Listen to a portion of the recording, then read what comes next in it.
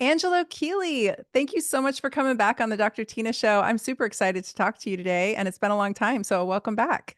Thanks, Dr. Tina. I'm excited to be back. I love this topic, and I really like talking to you about it because of your background and just the depth we get to go into. Yeah, it's fun. We get to nerd out a little bit, so that's Yeah, always a good time. So, what's new in your world? What's up? What's happening in the essential amino acid land? it's kind of a funny question, I guess, to ask because typically what's going on the essential amino acid land may not be like the most exciting content, but we actually had something pretty big happen in this last year. There's an organization, an independent organization called the International Society of Sports Nutrition, which is a group of academics and researchers all around the world that specifically study nutrition associated with athletic performance, but that also tends to go into like aging and even geriatrics because so much of the things that help us perform when we're young also have impact as we age. And they put out their position paper on essential amino acids, which had been long awaited, but it's a pretty big deal. It's something where there's maybe amino acid and protein evangelists like myself that go out there and try to share the information. But when you have a group of like this many very respected academics in the field publish such a comprehensive paper, they cited over 130 studies, and I mean there's hundreds more, but that you can cite 130 studies and build this really compelling case for why essential amino acids are such a unique and beneficial supplement. Um, it's a pretty big deal. It's actually, I think it's something that will really help more medical practitioners consider it as an important supplement, trainers, nutritionists, et cetera. So in my world, it's a really big deal.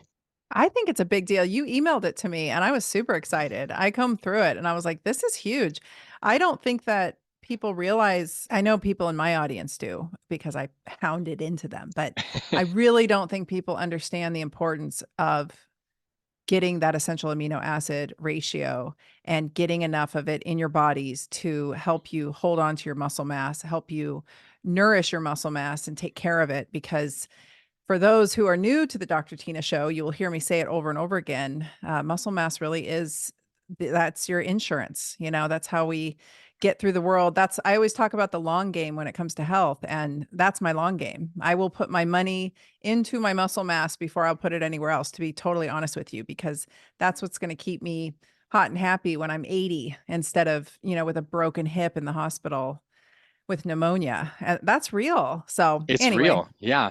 And I mean, God forbid, but ultimately all of us will encounter some type of chronic illness, will encounter some type of injury. And when that happens, the amount that you've invested in that lean muscle mass will have a dramatic impact on not only your survival rate, but how well you thrive after that. yeah. Yeah. How So well, like the next 5 years of your life, 10 years of your life are. right. The stats around hip fracture are astounding. And I don't think people really realize that I always call it the kiss of death. And our muscles, bones, and joints are all BFFs. And so while I can't directly impact my bones, I mean, I can through nutrition and through gravity and pressure, but the one thing I have control over is that muscle mass as much as I can. And so I was really excited to meet you and have you on the podcast before. For the listeners, Angelo's been on the podcast and we had a great conversation about amino acids, which we're going to talk more about because I have more questions. But I have always been a hard gainer and I am a skinny woman. I tend to be like a thin woman. And no matter how hard I tried, I couldn't get muscle mass on my body. And what I ended up doing was sort of going into it malnourished of protein. And the consequence was that I ended up with some joint issues. I think that's the case for a lot of people. When you hear about bodybuilders and folks that spend a lot of time in the gym and they're like, oh, now their hips and their knees are destroyed. The first thing I always wonder is what were they eating and consuming during that period? They were not probably replenishing what they needed to. And I think that's where essential amino acids are kind of a game changer here. So, yeah. So, will you tell the audience what the conclusion was in that paper? Just cover it a little bit because it's pretty exciting.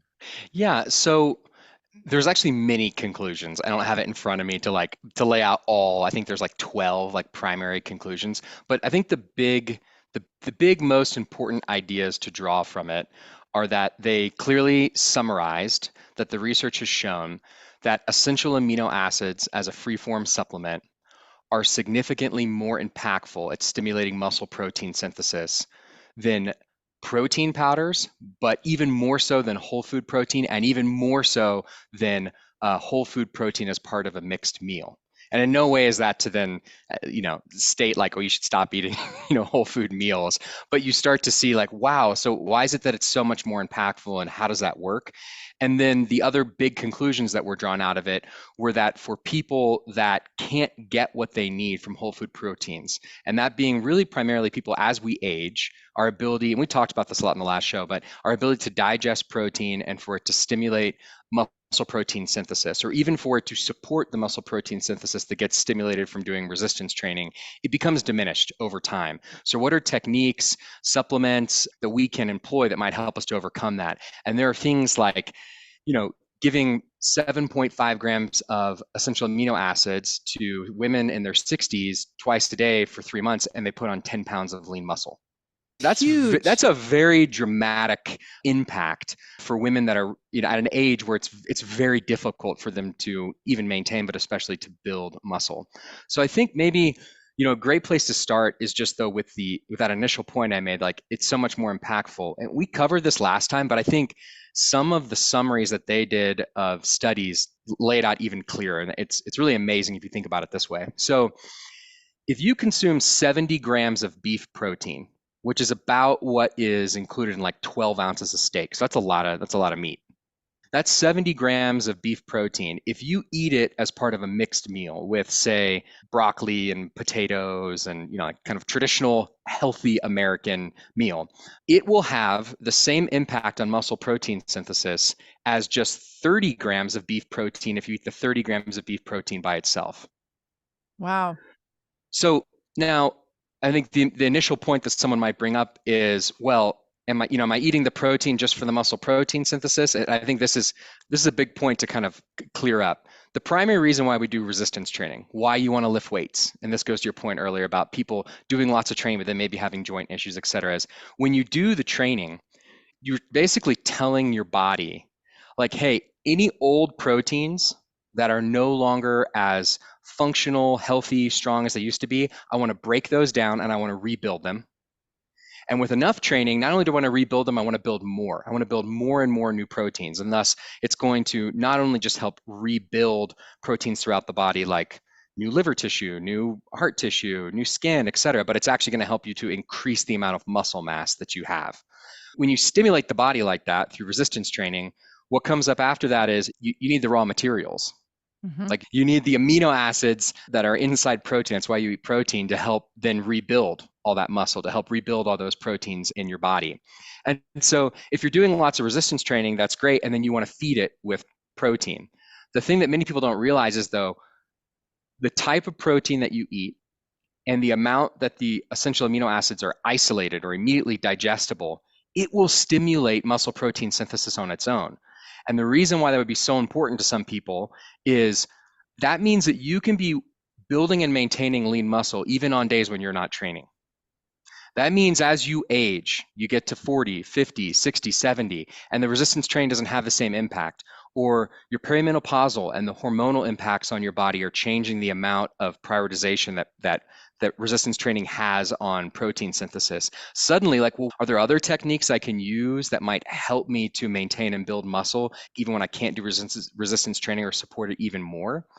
And so that's when you start to realize, okay, well, not only is the protein in the meat good to support the resistance training, but if I eat it in the right way, it alone will actually help my body to stimulate new protein synthesis in the same way that resistance training does. Not to the same degree, but in the same way. So I'll keep going down the line now. So 70 grams of beef protein as part of a mixed meal, or 30 grams of it as like just isolated, versus you could just have 12 grams of a whey protein isolate, and that has like 3 times the impact as that beef protein. Now, why is that? Why would the whey protein isolate, et cetera? Well, this is an interesting point because lots of times people just think that protein powders are solely effective in helping you compensate for protein you don't get otherwise in your diet. Like, it's like I'm having a hard time eating that much meat as part of a daily diet, and I'm like looking for one more way to get protein, and maybe I'll add a shake in the morning. What they don't realize is that by consuming something like a whey protein isolate, it's actually much more effective than the whole food protein as part of a meal in helping you to build and maintain muscle. Wow. And then when you get all the way down to free form essential amino acids, they're 3 times more effective than the whey protein. So you end up with this situation where if you're talking purely for the impact of consuming a beef protein or consuming an essential amino acid, gram for gram, and just its impact on muscle protein synthesis, stimulating it, gram for gram, that essential amino acid formula could be 24, 25 times the impact as a whole food protein as part of a meal. Wow. Wow, that's Which is, huge. it's very compelling. Now, again, this is not to say like, oh, well, then stop eating whole food protein. Like, just imagine you maintain your regular diet throughout the day. You eat, whether it's 3 meals a day or 2 meals or 4 meals a day, you try to have them be protein focused, what other your other kind of micronutrient goals are, if that's fruits and vegetables, et cetera. But then on top of that, if you can be adding in essential amino acids, and this doesn't have to be on training days, it could be first thing in the morning, it could be kind of more during like a snack type period, you will ensure, if you're doing it on a daily basis, that you are really supporting that improved muscle protein synthesis, which again, I think this is most relevant for people who are aging, or, and another really interesting point that comes out in the study is for people who are trying to lose fat but maintain their muscle, which I Yes, which I think is want to talk actually, about. yeah, so we can jump into that now, or if there's any other questions you have kind of from what we just mentioned. Well, that's where I'm headed. So Mhm. let me back up a second. Just Yeah. for the audience, quickly, because we talked about this on the last pod, but will you summarize quickly what essential amino acids are and why they're important in the ratios that are available in something like Keon aminos? Yeah, that's a great place to start. I'm sorry, maybe didn't start there in the first place. No, it's So okay. I didn't ask you. yeah. That's my bad. So I found this interesting metaphor that I think really helps people. If you imagine that your body is a house, the primary role of carbohydrates and fat are similar to getting electricity from natural gas or from like an electric grid to help fuel the lights in your house, to help fuel the dishwasher, to run the laundry machine, etc. It's actually like the role of carbohydrates and fat is very much like the electricity. Protein is fundamentally different. Protein's more, its primary role is like if you want to remodel your house. Hey, the kitchen's getting old, I want to rebuild it. Or I need to replace the floors. Or I want to add an addition to it, like I want to build something on the second floor. Protein is similar in that way because the way that our bodies work is that all of the proteins in our body, which make up over 50% of our solid mass. So vital organs, liver, kidneys, spleen, heart, etc., our skin, our eyes, our hair, our nails, all of our muscles, enzymes, hormones, all of these are made up of proteins. And even our neurotransmitters are the metabolites of proteins. All of these have a certain lifespan within our bodies. A protein is healthy and functional for a certain amount of time. And when it gets old and is not as functional, it is broken into its constituent parts, which are these little amino acids. So if you can imagine, there's like your heart's made up of a bunch of individual proteins. Some of the proteins start to get old, they break apart into these 20 little amino acids. They go into your blood. And then that heart tissue, that little protein that was there, needs to get rebuilt. Well, the older amino acids that are no longer good, they get peed out. They get converted into urea and you excrete them. So you have to eat new protein in order to help to rebuild those proteins, to rebuild the heart tissue, to help rebuild muscle, to help maintain your skin, et cetera. So the primary role of protein in the body is literally just help you keep rebuilding it so it doesn't fall apart. If you can imagine a house that over time you just do not take care of it, you don't maintain it. Sure, maybe you keep paying the electricity bill, but you don't maintain all the wear and tear that happens to it, it's ultimately going to fall apart. So that's the role of protein. Well, what is protein? Inside protein, as I mentioned, there's these 20 amino acids. 9 of them are essential, and they're essential because you must eat them in food. Your body can actually make the other 11. And also those 9 are the ones that stimulate the protein synthesis. So they're, when you talk about eating protein, what you're really trying to do is you're trying to eat essential amino acids. You're trying to find high quality foods that are high in essential amino acids and ideally in certain types of ratios. And the reason why you want them in certain types of ratios is because a certain amount, a higher concentration of these essential amino acids and certain ratios will do a better job at promoting new protein synthesis throughout the body.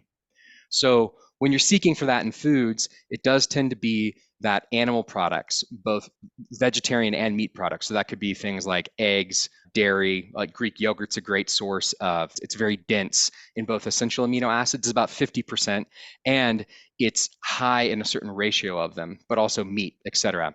And when you then try to find an even more, ideal form of that, that's when you would start to get into, well, can we isolate a protein even more? And that's where you get to like a whey protein isolate.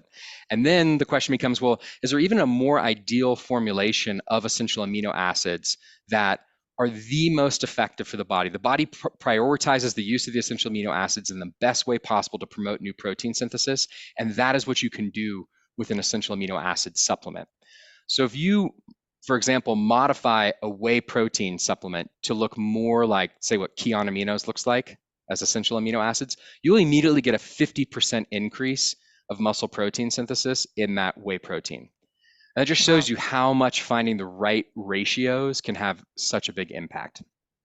So you're just getting really specific with the not only the types of amino acids that are in there, but in the correct ratios also matters. And so that's important for the audience to understand because we've heard about branched chain amino acids, which I want to ask you about in just a sec.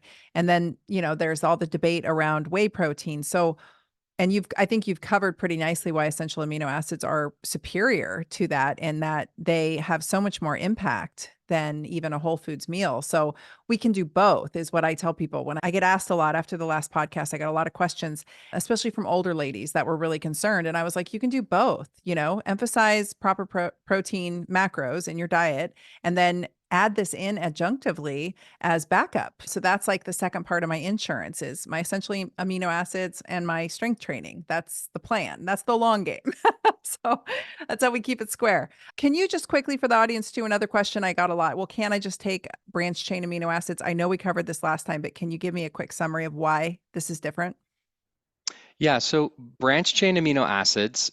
So if you're listening to this conversation, you're like, okay, what you hear is amino acids. You may potentially go out into the market and start looking at different types of products, and you'll see just one amino acid on its own. You'll see branched chain amino acids. You'll see essential amino acids.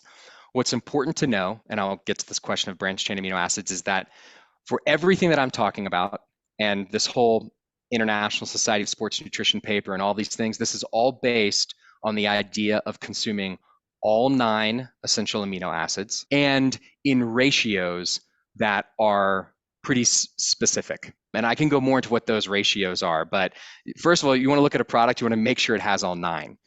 If you look at BCAAs, what you'll find is it's only 3 of the 9, and they are the branched chain amino acids. And the reason why companies may sell just those 3 is because 30, 40 years ago, when we first started researching amino acid and protein nutrition as more as a really as a dietary supplement, what we uncovered was that these 3 branched chain amino acids are, I would say, the 3 most important in the role of stimulating protein synthesis. So as I said earlier, it's like you have to have all 9. Like you don't need all 20, you really just need the 9. At that point, they thought maybe you just need the 3. And what we've uncovered over time is like, no, if you just have the 3, it actually doesn't work. Not only is it not anabolic, it doesn't promote any new protein synthesis, it can potentially have negative impacts on your overall health because basically it's telling the body to kickstart this process of protein synthesis, but then you don't have the other 6 of the 9 very important amino acids to fulfill the process. So it might actually communicate to your body to start breaking down muscle tissue to support the resynthesis of new proteins. So there's lots of good papers on this. There's a major one, actually, the ISSN put out in 2017 that basically just made it very clear and stated, like, don't waste your money on branched chain amino acids or BCAAs. They're not worth the time.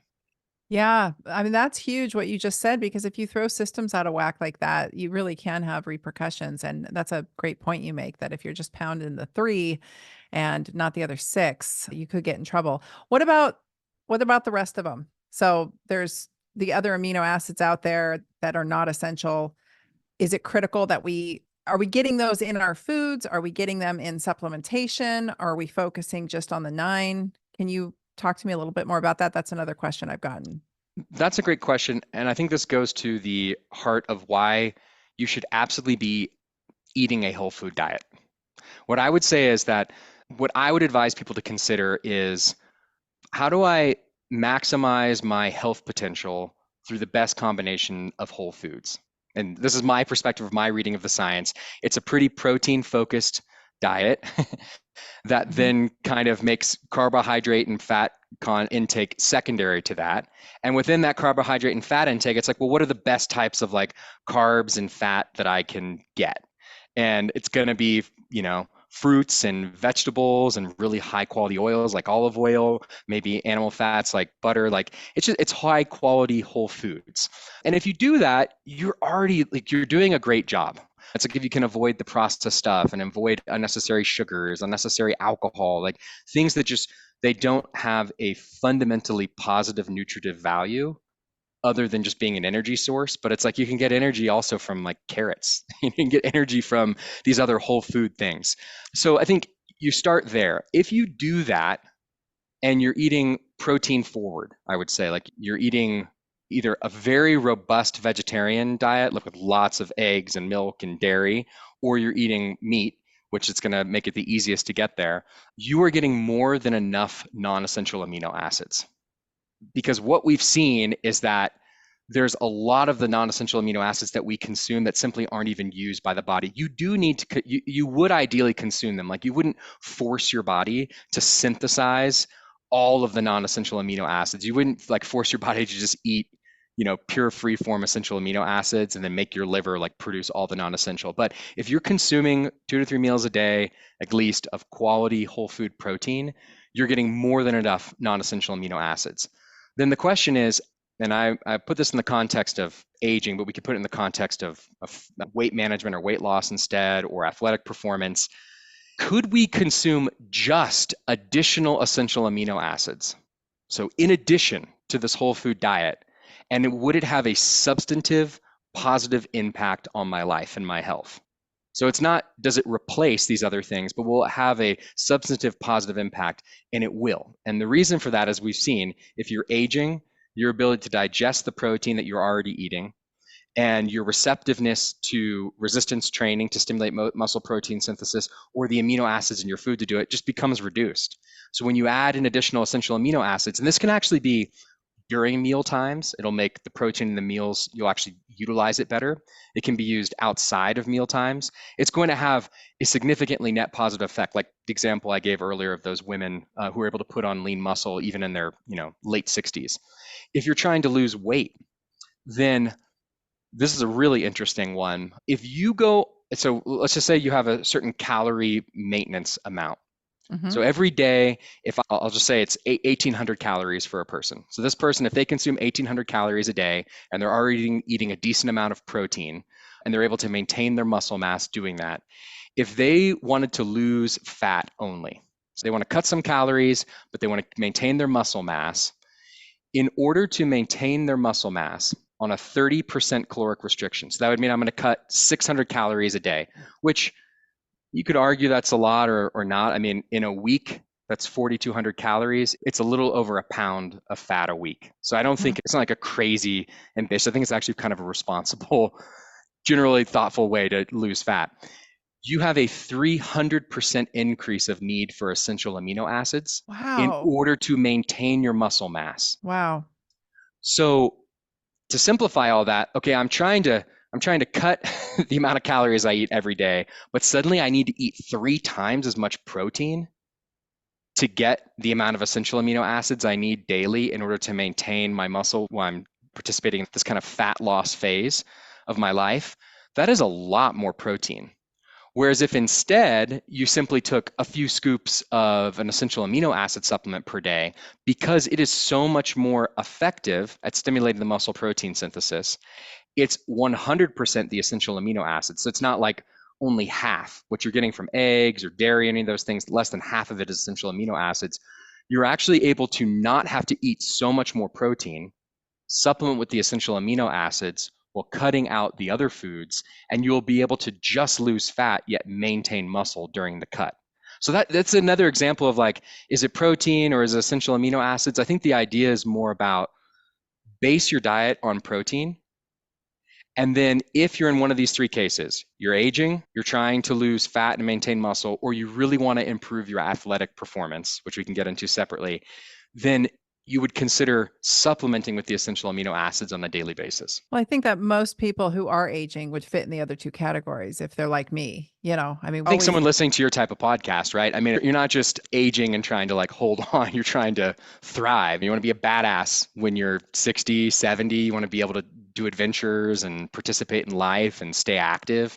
And yeah, so then the benefits start to stack even more. The reason why you Absolutely. might consider this. And it's really hard to get in all that protein, especially as folks age. Like you said, they decrease their ability to simply digest it. I mean, your stomach lining starts to atrophy, especially if folks are sort of in that frail metabolic syndrome downward spiral. They really lose the ability to even process the protein they are eating. A lot of times, folks start having dentition issues, and it's the beginning of the end for older folks. Especially those living alone. I mean, I really think a lot about geriatric patients. My parents, of course, are in that age group, but I took care of a lot of people that had aged through my mentor's practice, and I inherited them upon his passing of the torch. And these were the sweetest ladies in their 80s and 90s, and they were so active. But when the wheels start falling off, they really start falling off. And the number one thing was sarcopenia. They just started wasting away in front of me. So I would pump them up on protein powder, but I didn't really know or have access to these essential amino acids at that time. And so, I mean, what a game changer. Really just a 300% increase for those folks who are taking the GLP-1 agonists and are losing weight on them. This is huge. Like, this is huge, huge, because I talk about it all the time. If you're on one of those peptides, you have to fight for your muscle. But truth be told, you have to fight for your muscle as you age. And it's not just about thriving, it's about even keeping up. Like, I'm at 50 now, and it really has changed from 40 to 50. Like, now I'm just trying to keep up. And it's very apparent how quickly I go backwards in my strength if I even take a few weeks off of strength training or even focusing appropriately on my diet. So, again, insurance. That's what we're talking about here. I It's think totally insurance. this is Yeah, and I think fascinating. an interesting example of the impact of aging, to give you one more figure, for a 30-year-old, basically gram for gram, essential amino acids. And I believe in protein powder too. I mean, Keon makes a whey protein isolate and it has great uses. I mean, I use it for rich, thick smoothies, to make pancakes for my kids, for baking things. Like, it's an awesome tool. It's an awesome supplemental tool. But gram for gram, essential amino acids versus a whey protein isolate, if you're 30, the essential amino acids have 3 times the impact. For every decade after that, it's 1 more times the impact. So at 40, 4 times the impact, 50, 5 times the impact, 60, 6 times the impact. And so an example of that is very clear study with women in their 60s. 3 grams of essential amino acids had the same impact as 20 grams of whey protein powder. So Wow. over 6 times. So what you're saying, where it's like, yeah, even just the difference between 40 and 50, it really is a significant difference. And it becomes that same amount of, I'm not sure what the right word is. I'm trying to keep it as positive as possible, whether it's like loss of function or need to overcome even more. Simply, the anabolic resistance increases Yes. as we Yes. age. The struggle to maintain our lean muscle and to maintain our activity levels continues decade after decade. And so the importance of things like resistance training, protein, supplementation become that much more important as we age. Amen. And there's no point in strength training and doing all that work in the gym if you're not going to back it up with good nutrition. So this is all, and I too It literally take, won't build more muscle. yeah, Like, you're giving the body a stimulus, but you're not supporting it with the raw building materials it needs to actually rebuild itself. yeah, well put. That's a very good point. And so important because it'll start chewing up your joints, as we said earlier, which is not fun. And that's where this is why we see that quick curve when folks are like, I was fine. And then I wasn't fine. And I Hmm. started going into that myself. It's like, you're fine. And then you're not fine. And there's changes in hormones and there's changes in your immune system. And there's a lot going on here, all in one big soup, but we can control the things we can control. And so I think that something like an essential amino acid blend is going to be up there on the list as a simple variable that we can control. So there's a lot of research about this. Like, you're kind of the nerd on this one because you really are heavy in it, but this isn't entirely new research and more is coming out. Can you talk about this? I mean, there's a lot of studies out there. Yeah, I think this is a great point because so many times with audiences I'm sure like your audience, people that support a supplement brand like me, or are just generally interested in health, we're always kind of out there looking for like what's next, or what do I not know yet, or how do I improve my understanding, how do I improve my health?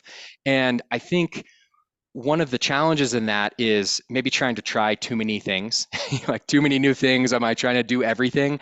And so to some degree, you have to kind of choose like what's really legit, like what has, the most amount of research around it and has been proven to create the most amount of benefits that you can kind of build your foundation on. And then from there, explore out, okay, I'm going to try this new thing or try that. And essential amino acids are one of those things that have been so robustly studied, hundreds of studies. And just for example, something like creatine, which I think most people, if you're on Instagram now or on social media, it's kind of had a resurgence. People talk a lot about creatine of late, and that it's so important. It's not just for bodybuilders or for muscle building, et cetera. It's one of the most studied supplements. Well, when the ISSN did their report on creatine, they cited 100 studies. Now, that was 15, 20 years ago. When they did the report on protein and exercise, they had like a little over 200 studies. When they did their position paper on EAAs, it was almost 130 studies. So I would just say essential amino acids are in the context of very, very smart researchers studying the impacts of like protein, creatine. And when you look at an organization like the ISSN and they say, hey, what supplements are actually even worth your time and are science backed? Those three are the top three. It's not all these other things that we talk about and explore and et cetera. So it's something that has been studied by so many different groups in elderly populations, in female populations, which I think is really important for someone like you and your audience, because lots of times, lots of these studies are more focused only with male subjects. And I would Yep. assume at least half your audience is female, that it's important to study ingredients and their impact on different populations, on young people, on middle-aged people, on older people, on males, on females, people that are perimenopausal, postmenopausal, during different phases of the cycle. Like you really want to be looking at all the different situations and cases. And this is one of those subjects that has been studied to that degree. And so I think it's something worth emphasizing. Yeah, absolutely. Because one of you brought up social media, something I see a lot on there, which I feel is really defeating. I feel like there's so much polarization on social media and people saying these very strong statements, and usually they're younger people. And again, I took care of a large geriatric population for a long time, and sometimes people need a leg up. I'm not averse to prescribing pharmaceuticals when needed. I'm not averse to using peptides when needed for regeneration. I was a regenerative medicine doctor, so I understand regeneration. And I have found protein powder, like I said, I did not know about essential amino acids when I was doing this work, when I was really my busiest in clinic. I found protein powder to be just really phenomenal. Like I had a patient, just as an example, and so I can imagine essential amino acids would even be more powerful. But I remember this one lady, she was in her 90s and she was in chronic pain, and she came in and laid down flat on my treatment table, and her back, you could see the vertebrae, the spinous processes sticking up out of, like, just there was absolutely no tissue, no muscular tissue surrounding her vertebrae. And I was like, "Oh, honey, you are so atrophied. This is not good." And I put her simply on 2 scoops of a beef-based protein powder a day. And she came back in a couple weeks later and there was actually muscle mass that had developed. So sometimes when the people on social media are like, "Oh, protein powder's trash, essential amino acid powders are trash, like you don't need any of that, just eat more meat, eat more real food." It's like I think of that woman and how sometimes she probably couldn't eat the kind of meat that buff 35-year-old keto guy could, right? She just simply couldn't put it away and it wouldn't digest. So, Her body literally doesn't work the same way. I mean, I think that what's really unfortunate about that too is, well, hopefully, audiences like that aren't following those types of people on social media, because it really is fundamentally wrong. And it's fundamentally wrong because we are very different as we age. It is very, very different as we age. So for a 20-year-old who eats a very, very clean whole food diet that is very protein forward, that exercises in a reasonable amount, but that doesn't really have like super ambitious goals. They're not trying to compete for some type of athletic thing. They're just trying to kind of like do their thing.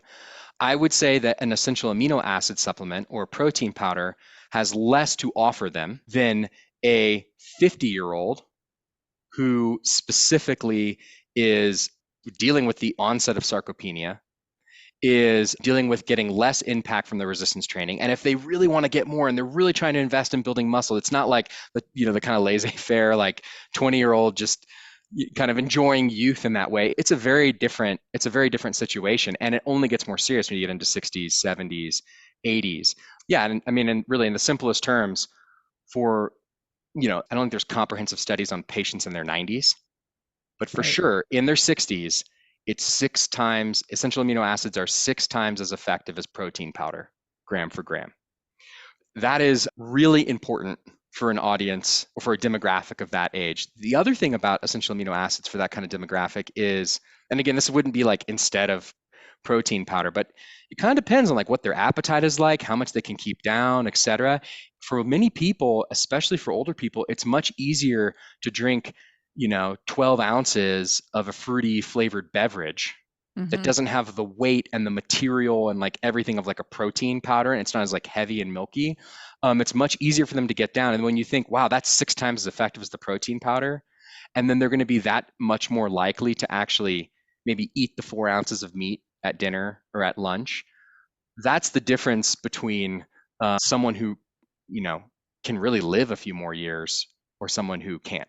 Yes, absolutely. And you bring up a good point, and I do not understand all the science behind this. Maybe you do. And I don't mean to throw a curveball in here, but something I do as a low appetite gal is I preload my meals with protein. So I will have maybe a hard boiled egg or some cheese or some essential amino acids. I actually consume that about half an hour to an hour before I actually go in for a meal, and it stokes my appetite. So I don't know exactly what I'm doing there, but it works. And it's something I've told patients to do who are also low appetite, especially as they age. I'm like, have a little protein snack prior to a meal. Not enough to like destroy your appetite, but it almost, I'm sure it gets peristalsis going. I'm sure it gets the digestive enzymes going, and maybe I'm kicking up muscle protein synthesis. I don't know, but it works. Just for everyone listening. So I do use these actually in ahead of a meal. And my husband will be like, "Oh, this is going to fill you up." And actually it does kind of fill me up a little bit, but it makes me make better food choices at the meal time. So I'm less inclined to eat. You start with the carbs. I start with my protein, but I use these and other snacks as sort of a preload. So I don't know. What do you think of that? It's interesting. I think as a what I would say is as a preload, it makes a lot of sense. As a thing to encourage appetite, from my understanding of the research literature, it doesn't make sense Hmm. in that there's a whole thing actually called like the protein leverage hypothesis, Hmm. in that people are primarily eating in a meal until they get enough protein to Oh, satisfy their core requirements for protein. And thus, in many, like actually more like weight loss type circles, they encourage people to prioritize eating all the protein first. right. And then they'll feel satiated sooner and they'll be less likely to eat, as many carbohydrates or other things that are more pure calories. And what I mean by pure calories is like they're not supporting with muscle maintenance. It's just calories to burn that you're gonna have to exercise more, do something else with. That said, and this is newer, it's actually not new information from the research literature, but it was something that I don't think I understood as fully and didn't communicate last time I was on the show with you. And that is the idea of consuming essential amino acids before a meal makes a lot of sense. In the past, I would have thought, oh, maybe it doesn't make sense because I'm already eating protein at the meal. Like I should be trying to use this supplement at other times of day when I'm not eating, right? When I'm not getting in protein, like maybe between a 12 p.m. lunch and a 6 p.m. dinner, I take them at 3. But what I've uncovered, and it really is from diving deeper into some of the very specific papers, there's one by, this is getting nerdy, but like this guy Church in the in Nutrients from 2020 that really broke down the differences between all these protein sources. The thing I was communicating earlier about like the mixed meal versus the isolated, et cetera. If you consume the essential amino acids before, say, you have a mixed meal that includes whole food protein in it, you're basically priming your body and communicating to your body that you want it to kickstart protein synthesis in the meal. It's almost like you're doing a little mini workout right before the meal to say, hey, I want this protein not to just be used for energy. I want it to be used primarily to actually help rebuild all the proteins in my body. So the idea, like for sure, it's like very scientifically validated using essential amino acids. The idea that eating just an isolated protein source, like just eating an egg or just eating a protein powder, it does make sense that it promotes muscle protein synthesis before you eat the other proteins, and it'll actually have better utilization of the other proteins that you would eat in the meal. Whether like it makes you want to eat more, I mean, if it does and that works for you, that sounds great. I wouldn't like tell you that's not true. Sure. I just don't know about like the science behind it. Well, it doesn't make me want to eat more. I just feel like I'm priming my meal and I have, You make better decisions. yeah, I mean, I think that is a very common theme that by prioritizing protein first, because you just think about it too, it's like our minds are looking at these food sources and I don't mean like our conscious minds, but like we generally are aware like, oh, this food tastes good or that one doesn't. This one's calorically dense, this one's not. And when you get things, it's like why processed foods are so addictive to people. mhm.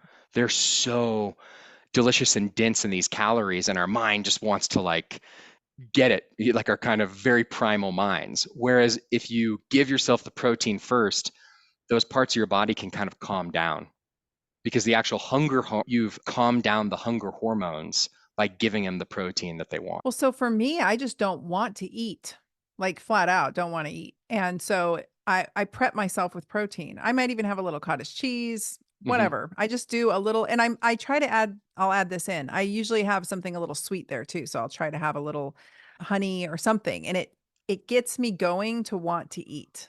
So That I is don't, that's very intuitive. So the honey, it does create an insulin response. Like you almost sound like a not like a bodybuilder, but it makes a lot of sense that you would take some type of small amount of sugar substance combined with the protein, because it would actually maximize the amount of muscle protein synthesis. oh, perfect. See, yeah, and Yeah, then it yeah, makes me want to eat the meal that's coming. I can't yeah. really explain what I'm doing, but when people come into my office and they're like, "I just Hmm. don't want to eat," I'm like, here's the trick.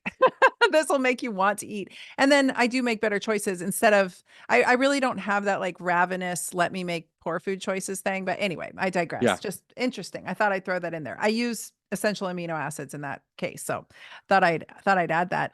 I think Um, what's interesting or great to know about that is that it sounds like, and I wasn't as familiar with the case that you're saying, it works for two very different types of groups.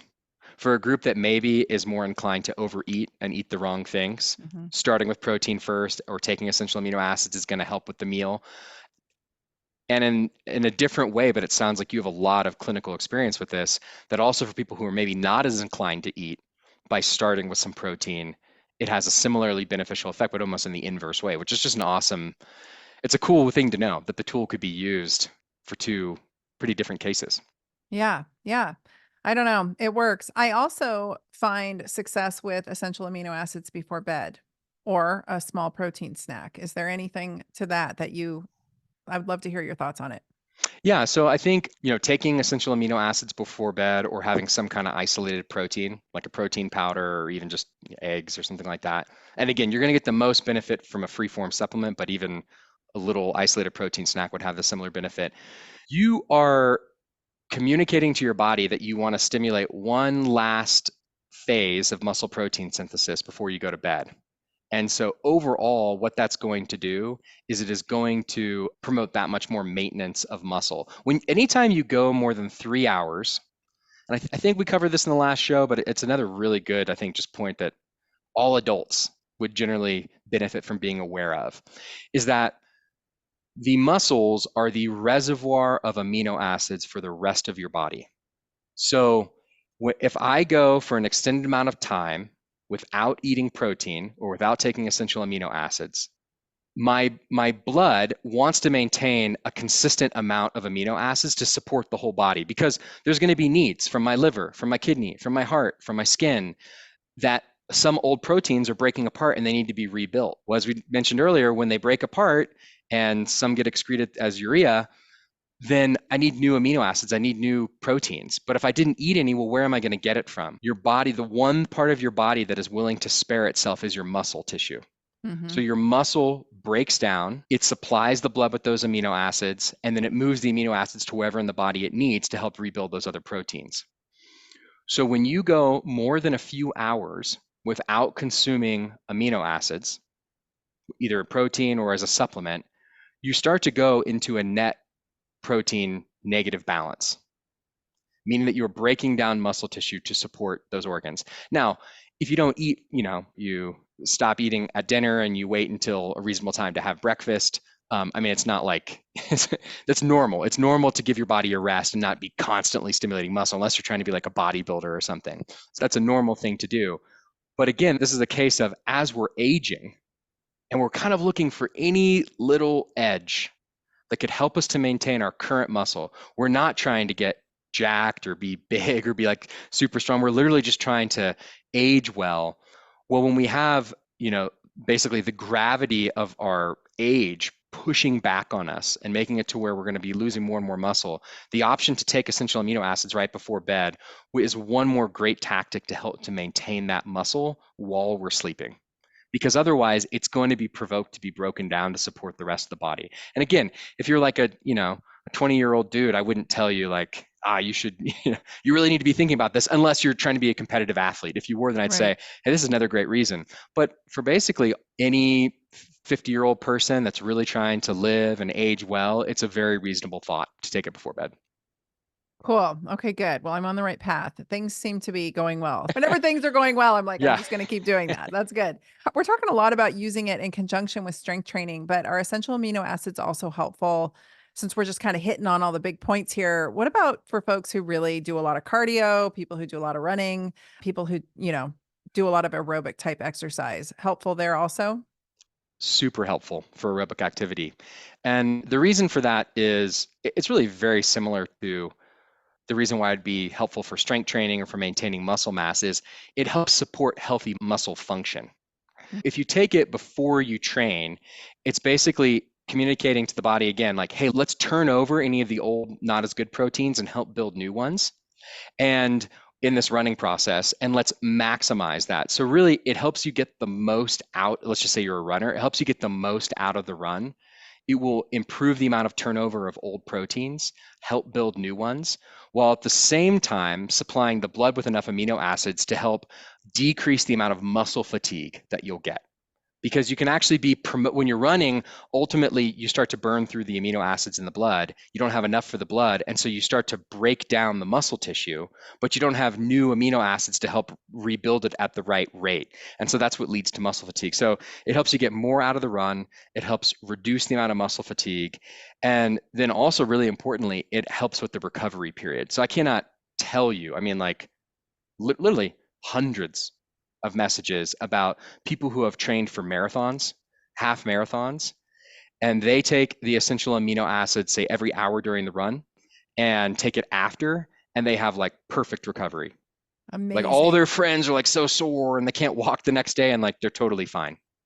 That's So so it's interesting.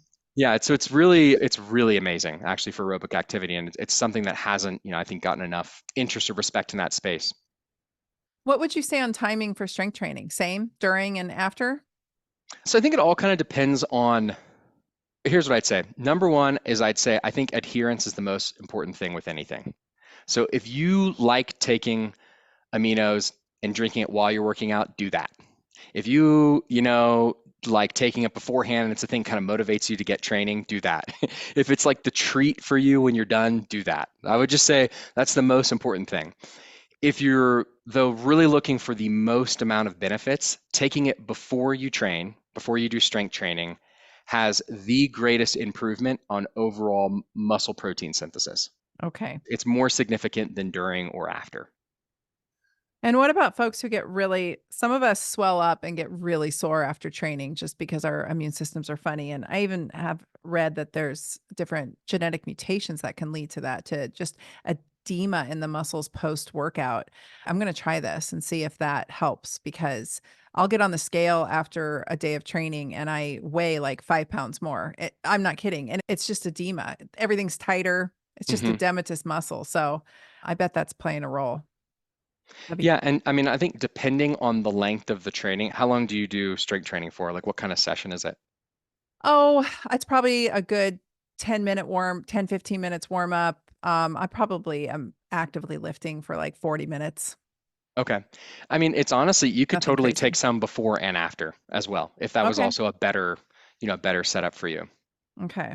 Yeah, I call it my old lady training. It's It's great. But again, if you're consistent with that, the, you know, Oh yeah. I mean, Consistency I'm is the for key. real. Like, I mean, you look great Oh, for thank your you. age, and it's like, and I'm sure it's not through some, it's through like consistency.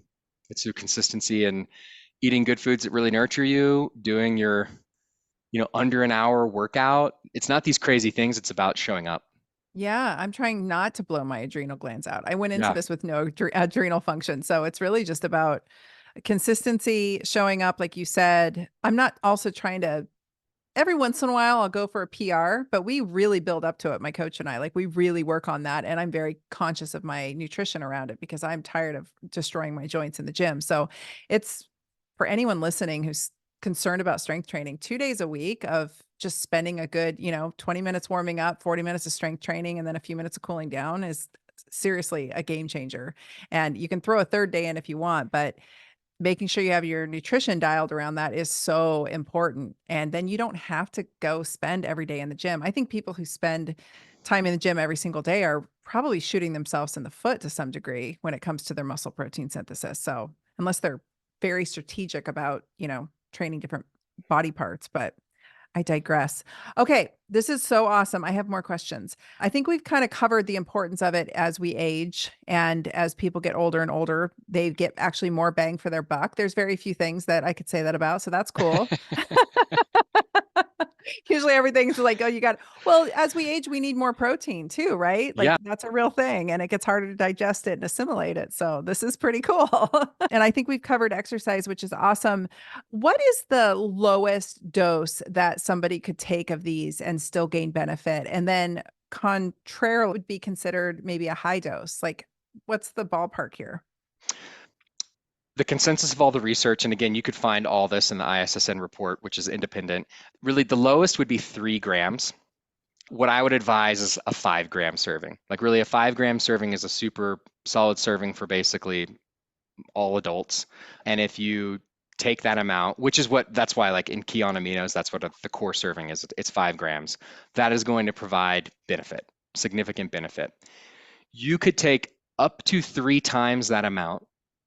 So you could take 3 servings all at the same time, and you would get 3 times the amount of benefits. It's Really? linear. Yeah, it actually is linear in that way. But I'm always kind of like nervous to say that to people because I'm like, you don't need to do that. And I think everyone has different financial situations and how much they can invest or what they want to invest in, et cetera. And so it's like, truly, you take one serving, it's awesome. But if you can take 3 servings at once, it truly is 3 times the benefit. And then beyond that, it's been proven to be safe for up to 100 grams per day, Wow. which is a lot. I mean, that would be 20 servings a day. So that'd be like almost taking those 3 servings like 7 times a day. And yeah, and again, it's been validated. That's supported by the ISSN report. For someone who was, I think the cases where someone would be taking that much would be much more of like a clinical type context. Like, let's say you got injured in some kind of situation. It could be from training, or it could be you fell down, or you got in a car accident, or whatever. You're not able to exercise anymore for like a few weeks. You need to take a break. You've also got some kind of injured, shoulder or something like that. And you really are trying to maintain the muscle and maintain your health during that period. Well, then, yeah, maybe you're going to be taking, 3 servings multiple times a day. Or if, yeah, again, I think if the older you get, I think I encourage my parents are in their 70s. If you can, like, take a few servings multiple times a day. Like, it's really only added benefit for them. Whereas I think for most people, it's probably beyond the normal daily thing.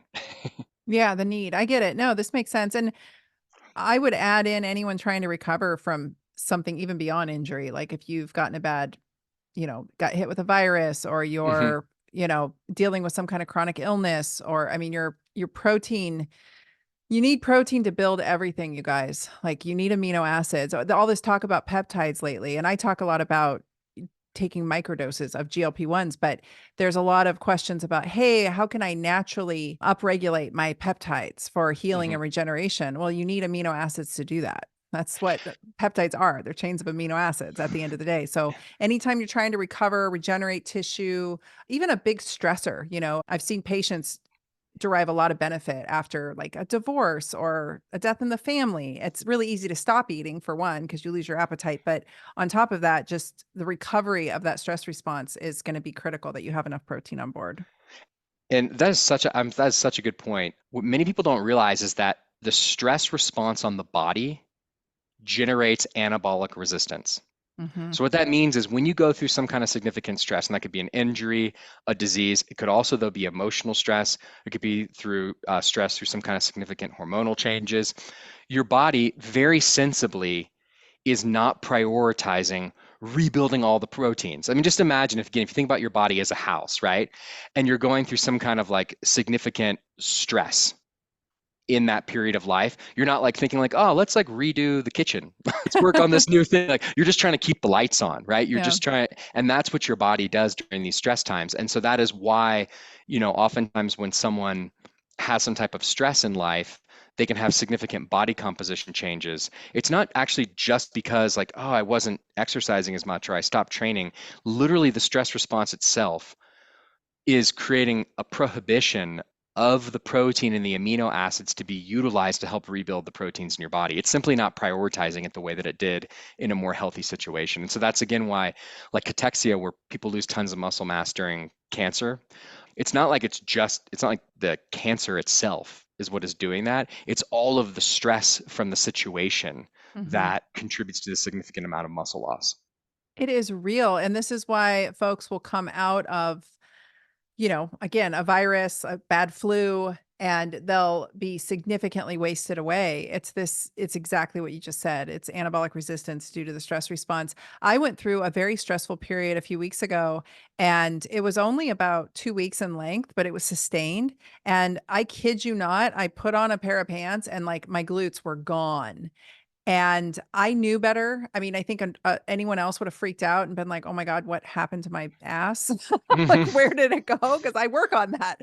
And I knew it was just the stress response and simply prioritizing my nutrition, making sure I'm getting in what I need, and then focusing like just getting back in the gym. I was working out through the whole thing. It didn't matter. It's kind of a moot point, honestly, you guys. Like if you're working out during a high time of stress, you're just don't make it a high intense workout. Just do it to like keep your sanity and enjoy it for that purpose. But I got back in the gym and within, I don't know, 10 days, my butt was back. So it's transient at times too. And it's so real. Like stress will destroy your metabolism and it will destroy your muscle and it will do so insidiously. And so being chronically stressed and aging and maybe dealing with a chronic illness of some type is, and then I think social media turns folks into, there's a lot of orthorexia too. That's a big concern. And I don't mean to steer the conversation away, but like people get hyper aware of what's in their food and they freak out and they stop eating. I've seen Mhm. this time and time again with patients that they're like, "Oh my God, I'm literally scared to eat."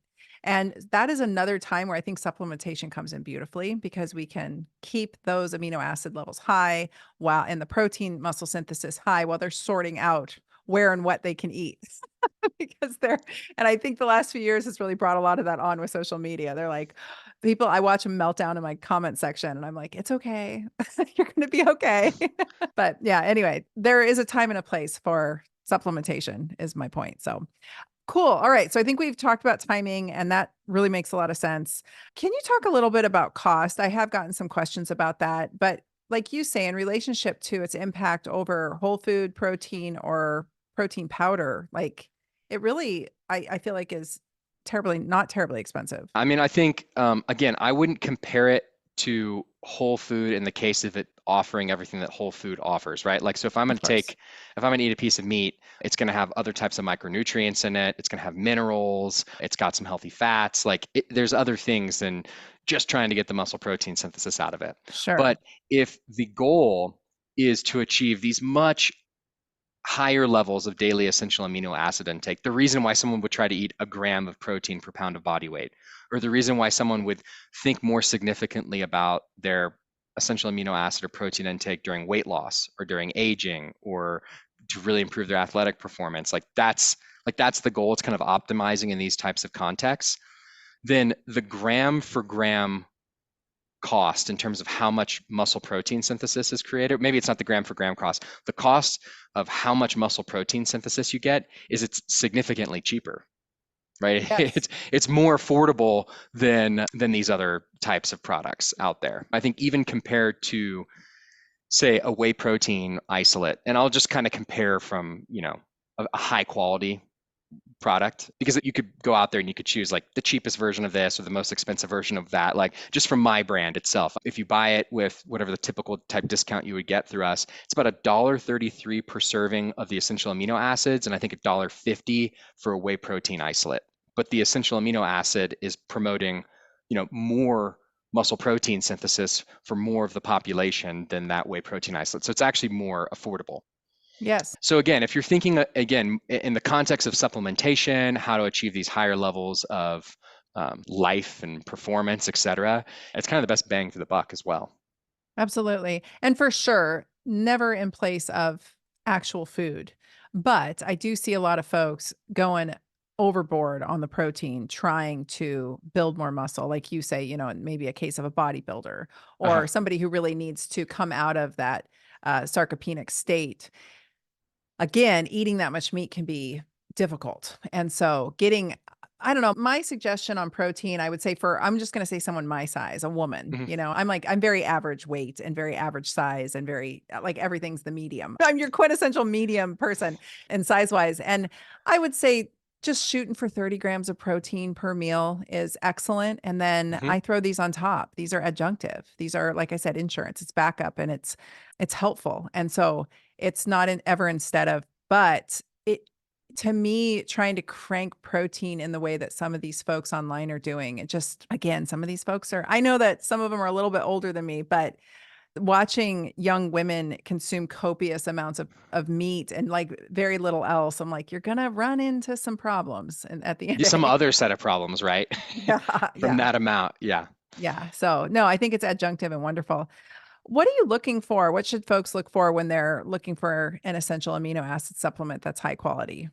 The first thing you want to look for, and I mentioned this earlier, is that it has all 9 essential amino acids. There are, you know, like many things in life, like there's a lot of different options out there, and there's actually quite a few products, brands, et cetera, that don't offer that, but that promote themselves heavily. And so you want to be really positive they have all 9.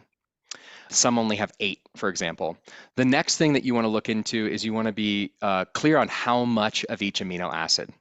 So I think with some types of products, maybe it's less important knowing the exact amount. Say for like botanicals, if you're going to a Chinese medicine doctor or something and they're giving you different types of herbs and like, well, are you giving me, 50 milligrams or 75 milligrams, et cetera? Like maybe there's less of a clear impact. When you're talking about amino acid supplements, you really want to know the exact amount of leucine, isoleucine, valine, histidine. Like you need to know the exact amounts. So only buy a product that clearly states the exact amount of each amino acid. If they say proprietary blend and it's all just kind of hidden, like it's 5 grams of essential amino acids, but then it's hidden how much you're getting of each one, stay away. So they've got all 9. They clearly tell you how much there is of each one. And then after that, the proportions really do matter. And the way of finding the right proportions, I'll explain the science quickly, and then I'll honestly just point you to the key on label because it's based off what the research and the literature says. You're trying to consume the essential amino acids. You start basically with a formula that is in the same composition as human skeletal muscle. So actually, if you were to sample, do a biopsy of human muscle, there's a certain amount of tryptophan, of histidine, of methionine, of lysine, of leucine. So you start at those proportions. Then you want to increase the amount of the BCAAs, the ones that we talked about earlier. You're increasing the leucine to 40%. You're matching the isoleucine and the valine to the original proportions. And finally, you're increasing the lysine because the lysine is slower to get into the muscle fibers and it can be a limiting factor if there's not enough. And what you end up with, rather than reciting out all the numbers to you, if you were to look at the key on label, it'll give you the exact amounts and proportions relative to each other. You want that. That's really, you're looking for that. But that's the underlying science behind it. And then I think after that, you don't really need anything else. So to make certain types of supplements, it's like if you're okay with flavoring, compounds, like natural flavors to help flavor it into a beverage. Just buy it from a clean brand where it's definitely natural flavors. If you're not, there should be really clean capsule versions like Kion. Again, we offer one like that where it's a capsule. And there's really not much else in it. Maybe there'll be like a rice flour or a bamboo shoot extract, which is a very clean way of just helping the amino acids to get into the containers and get into the capsules. But you don't want any other kinds of like weird stuff in there. You don't really need Yeah. anything else. If they include other amino acids that are non-essential, like taurine you may find in them or arginine, I would stay away from it. I think there's other sets of literature that specifically emphasize the benefits of taking other types of non-essential amino acids for specific reasons that are separate from what we've talked about today.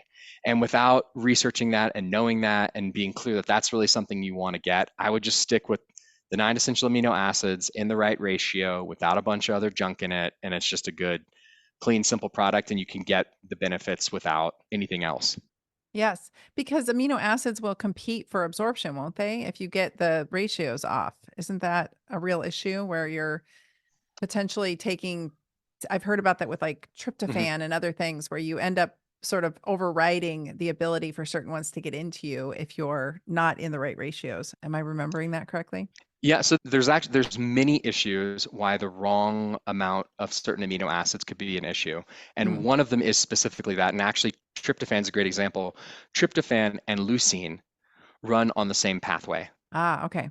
And thus they have like whichever one is in higher proportions in the blood, you're going to get a very different impact. So a very high dose of tryptophan is going to cross into the blood, into via the blood-brain barrier into the brain, and it's going to induce the creation of 5-HTP, which is then going to induce the creation of serotonin and ultimately melatonin. It's going to make you feel more mellow and sleepy. Mm-hmm.